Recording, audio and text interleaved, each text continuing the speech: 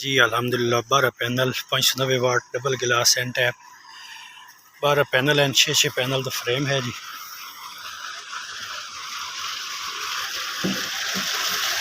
System installation मुकम्मल हो गई।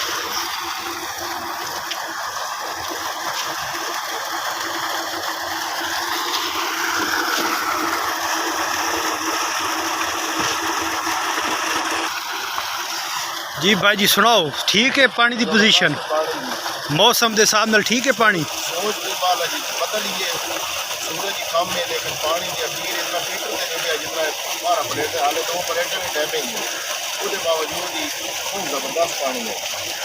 जी माशाल्लाह अल्हम्दुलिल्लाह 5 इंच डिलीवरी है जी। मौसम बिल्कुल अबर आलूद है।